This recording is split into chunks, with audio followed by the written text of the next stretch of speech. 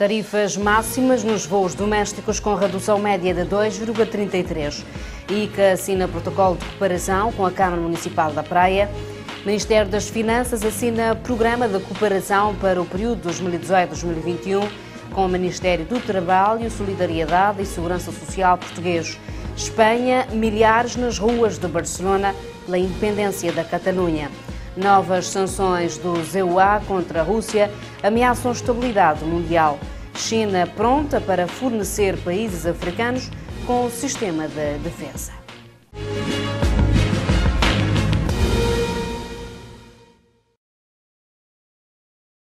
Boa noite, Jornal 10, seja bem-vindo. As tarifas máximas nos voos domésticos vão registrar uma redução média de 2,33, conforme deliberação da Agência Reguladora da Aviação Civil, que interveio após detectar algumas irregularidades praticadas pela única operadora nas ligações interilhas.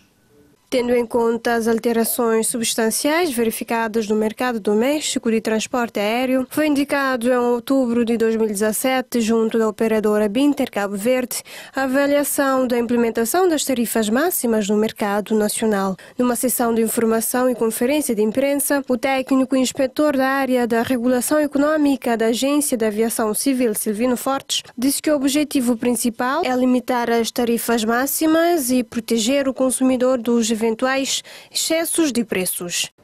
A estratégia da regulamentação das tarifas visa somente limitar as tarifas máximas.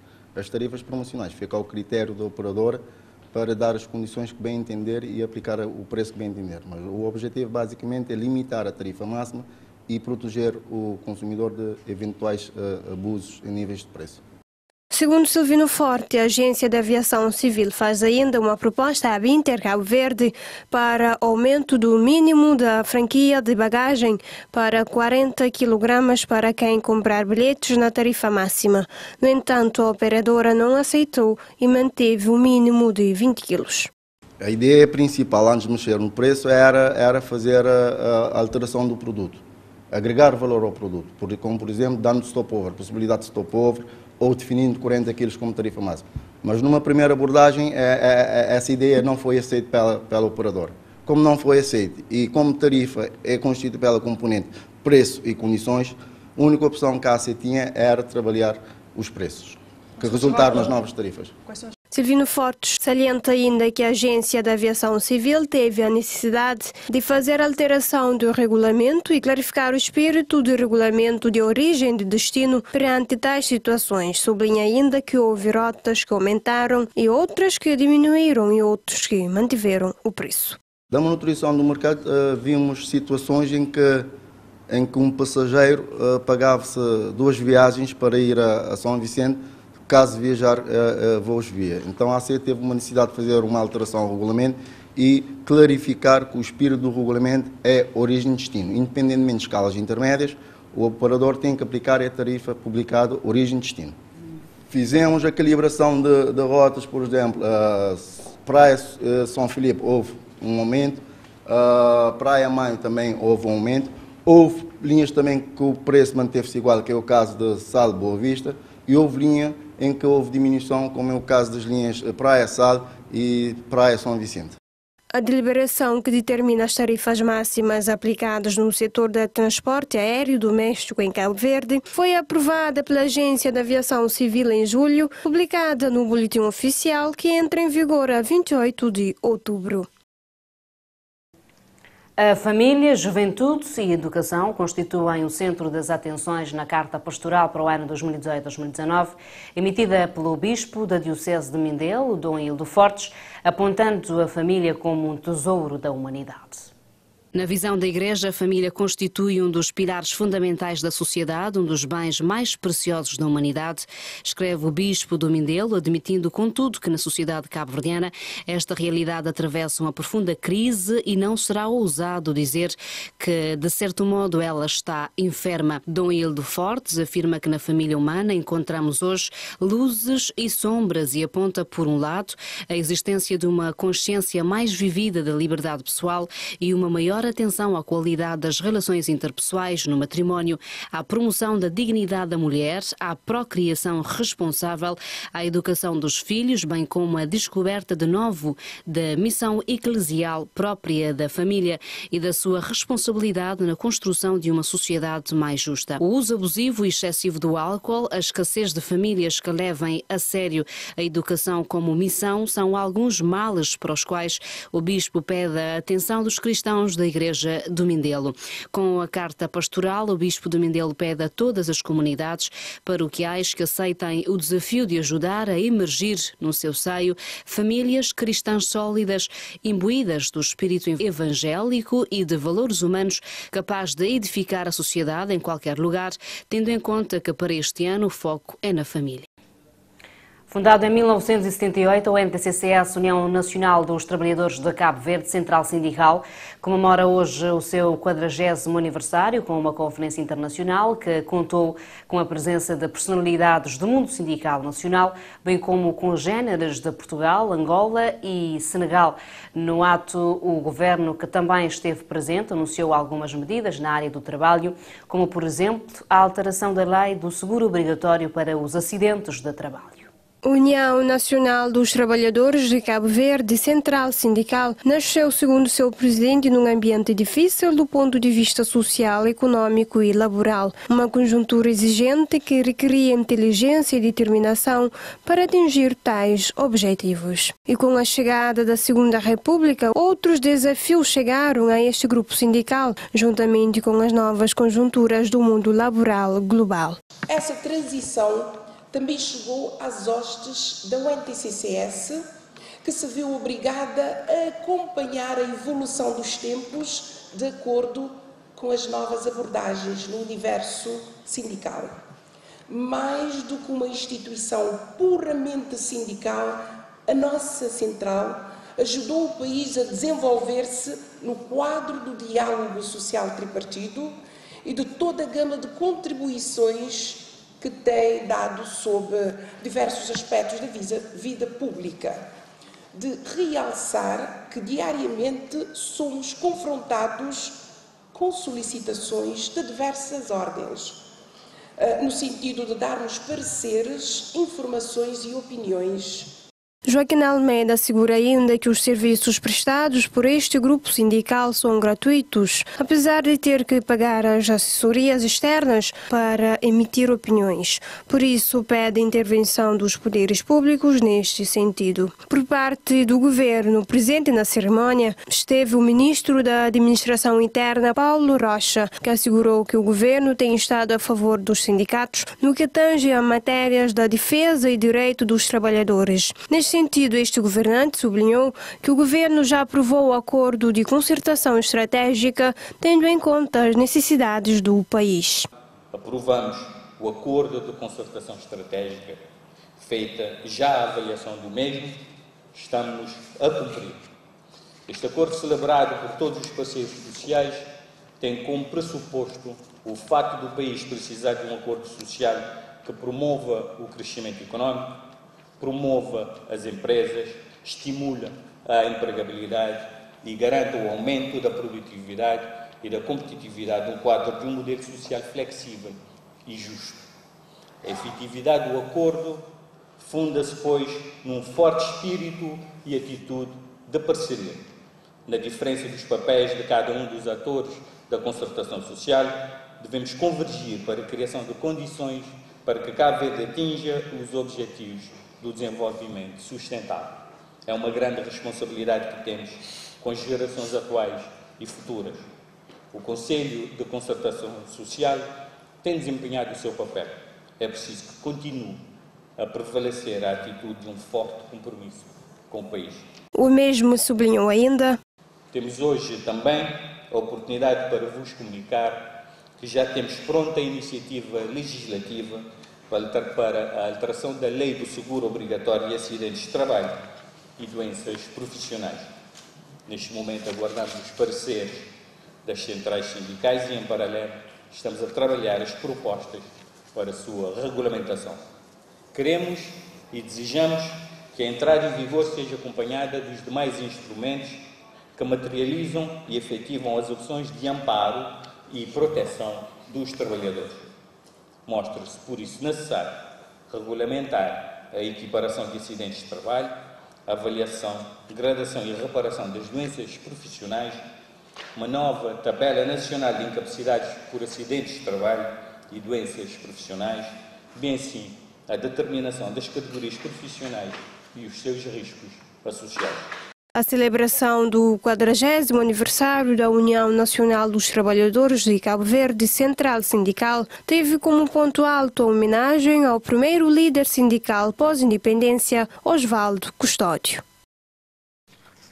O Ministério das Finanças assinou nesta sexta-feira com o Ministério do Trabalho, Solidariedade e Segurança Social a Portugal o Programa de Cooperação para o período 2018-2021, que irá contribuir para o desenvolvimento dos recursos humanos de Cabo Verde através do apoio ao desenvolvimento e consolidação de medidas da formação profissional e de emprego, implementação de ações de assistência técnica, da capacitação institucional e da troca de experiências. Os documentos assinados são estratégicos, sendo que vão beneficiar várias pessoas, principalmente os jovens. Os documentos que assinamos hoje são documentos estratégicos, porque estamos a falar de uma cooperação ao serviço das pessoas, mas particularmente ao serviço da juventude e do futuro melhor para a juventude cabo-verdiana. Nós temos a obrigação de devolver um país melhor às futuras gerações. É nesse sentido que quero aqui realçar este ato, os dois documentos que nós assumimos, e vamos tudo fazer para que possamos, a partir de hoje, criar as condições melhores para servirmos melhor a juventude cabo-verdiana em matéria de formação profissional, mas também em matéria de empregabilidade. Do lado de Portugal, a intervenção foi do Ministro do Trabalho, Solidariedade e Segurança Social, José da Silva, afirmando que não haverá muitas áreas tão estratégicas como da cooperação assinada, destacando as áreas do emprego e formação profissional. No entanto, acrescentou que os documentos assinados constituem um enorme desafio para os ministérios de ambos os países. Seguramente não haverá muitas áreas tão estratégicas para a nossa cooperação como aquelas que dizem respeito aos documentos que acabamos de homologar. Estamos a falar de emprego e de formação profissional. Aquilo que acabamos de rubricar constitui um enorme desafio para as administrações dos ministérios de que somos responsáveis. Às direções-gerais e, em particular, aos institutos de emprego e formação profissional, curiosamente tem o mesmo nome, de Cabo Verde e de Portugal, é por nós atribuída uma enorme responsabilidade. O referido acordo é muito importante para Cabo Verde, estando ao serviço da juventude cabo-verdiana que, de acordo com o secretário de Estado para Inovação e Formação Profissional, Pedro Lopes, vai ser remodelado um centro estudantil em Santa Cruz que vai acolher 60 jovens da localidade, mas também de outras zonas, realçando que está previsto um leque alargado de cooperação na área da formação profissional. Este acordo está ao serviço da juventude cabo-verdiana. De forma muito concreta, vamos ter a remodelação de um centro estudantil, de uma residência estudantil, onde até 60 jovens cabo-verdianos em Santa Cruz e de outras zonas, de outros municípios do interior de Cabo Verde, vão poder usufruir para depois fazer a sua formação profissional. Temos também a remodelação do Centro de Formação Profissional de Variante e temos um leque alargado de cooperação na área da formação profissional, que é importante não só para Cabo Verde, mas importante também para Portugal. E abre-se aqui uma nova perspectiva e uma nova era na cooperação num domínio que é fundamental para os dois países, que é a área da formação profissional. O montante desta cooperação não foi mencionado ao longo da sua assinatura. É um projeto que tem objetivos concretos de ajudar os jovens na área do emprego e formação profissional. O Instituto Cabo-Verdiano da Criança e do Adolescente, ICA, e a Câmara Municipal da Praia assinaram na manhã desta sexta-feira um protocolo de cooperação que visa cooperar para o reforço e a proteção dos direitos das crianças e adolescentes e para a redução das vulnerabilidades no seio desta camada da população no Concelho da Praia. A presidente do ICA, Maria José Alfama, salienta que o protocolo de cooperação visa reforçar os compromissos e criar uma delegação de Santiago Sul para fazer cobertura da Cidade Velha, São Domingos e também da Ilha do Maio. É um protocolo que vem na sequência das ações colaborativas entre a Câmara e o ICA, mais concretamente com a delegação de Santiago Sul, que foi uma das prioridades deste governo, criar uma delegação que desse resposta às situações, nomeadamente aqui na capital, mas também faz a cobertura à Cidade Velha, Ribeira Grande e São Domingos e ainda a Ilha do Maio.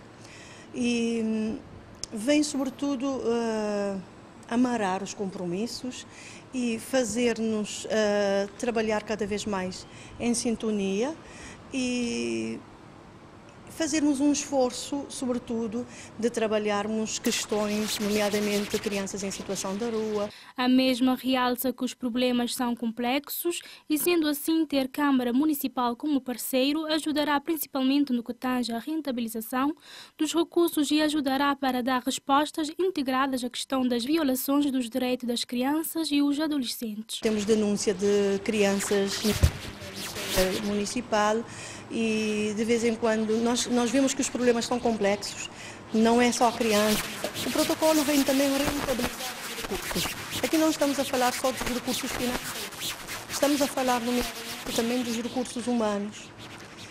Não estamos a falar só de técnicos sociais, estamos a falar aqui da Câmara Municipal, dos setores, por exemplo, dos centros da Câmara, mas também da própria lixeira. Estamos a falar de um trabalho colaborativo muito forte entre os agentes, os servidores públicos.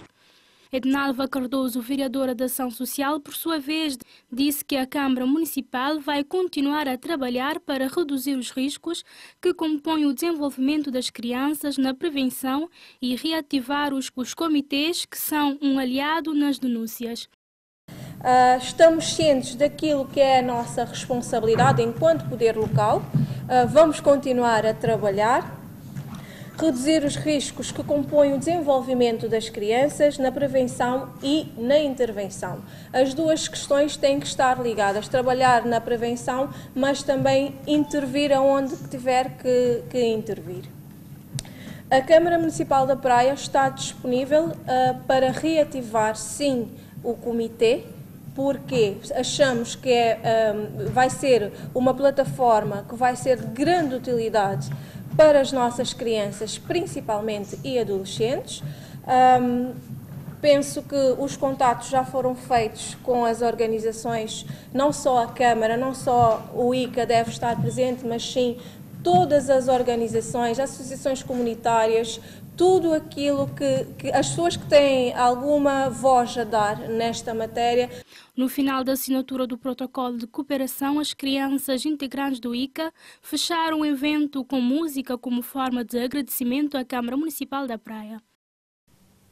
O ICA, em parceria com a Câmara Municipal da Praia, vai lançar no mês de outubro uma campanha baseada no projeto Intervenção e Dinamização da Comunidade, com o intuito de sensibilizar a população no que tange à violação dos direitos da criança e dos adolescentes. Maria José Alfama avançou que no dia 2 de outubro vai lançar uma campanha com o objetivo de sensibilizar a sociedade para que os direitos das crianças e dos adolescentes não sejam violados. Estamos a trabalhar a questão do fluxo de atendimento das vítimas. Ainda ontem estivemos o dia todo com a colaboração de duas consultoras no âmbito de um projeto maior que tem como parceiros a CRIDES, Equpat Brasil e Equpat Luxemburgo, definirmos, portanto, a questão do fluxo. E a partir do dia 2 de outubro nós vamos ter uma campanha de sensibilização, utilizando os meios de comunicação, mas também com flyers e outros materiais que vão ser distribuídos em várias ilhas e em vários espaços. A presidente do ICA salienta que a tónica está nos cuidados a ter para prevenir a violência sexual ou qualquer tipo de violência aos direitos da criança e do adolescente. Campanha reforçada que vai decorrer de outubro até dezembro. de modo que acreditamos que o plano tem estado a ser cumprido e há cada vez uma maior sensibilização, é isto que importa, que cada um faça o seu papel, sobretudo denunciar sim, mas sobretudo trabalharmos a prevenção. Os cuidados são fundamentais, aqui a tónica é nos cuidados. Que todos estejam alertas em relação às situações que podem propiciar a violação dos direitos da criança e do adolescente e que todos se sintam engajados nesta luta contra o abuso e exploração sexual das crianças e dos adolescentes. A campanha baseada no projeto Intervenção e Dinamização da Comunidade inicia no dia 2 de outubro e decorrerá até o mês de dezembro. A recuperação da barragem subterrânea de Xande Branquinho no Porto Novo Santo Antão depende da estrada de acesso a esse importante vale agrícola, no qual o concurso para a sua construção deve ser lançado ainda em setembro. No quadro do Programa de Reconstrução de Santo Antão, devido às cheias de 2016, o Ministério da Agricultura e Ambiente decidiu recuperar essa infraestrutura hidráulica, intervenção que tem sido adiada devido à falta de acesso a Xande Branquinho. Segundo o delegado do Ministério da Agricultura e Ambiente, no Porto Novo, Joel Barros, já foram adquiridos os equipamentos para a recuperação dessa barragem, mas devido ao seu peso, não podem ser transportados para Xande Branquinho por falta de estrada. Ainda explicou que o facto desta barragem, inaugurada em 2012, no quadro do projeto de reordenamento da bacia hidrográfica de Altomira, estar inoperacional não afeta em nada a atividade agrícola em Xande Branquinho. A recuperação dessa barragem está a depender da construção da tão desejada estrada de acesso a esse vale, projeto já financiado pelo Governo no âmbito do Programa de Requalificação e Acessibilidades previsto para Porto Novo, estimado em 117 mil contos para 2 anos. Em julho, o Primeiro-Ministro, durante uma visita a Porto Novo, disse que agora, em setembro, seria lançado o concurso público para a construção dessa estrada que tem vindo a ser reivindicada há quase 2 décadas pelos agricultores de Xande Branquinho.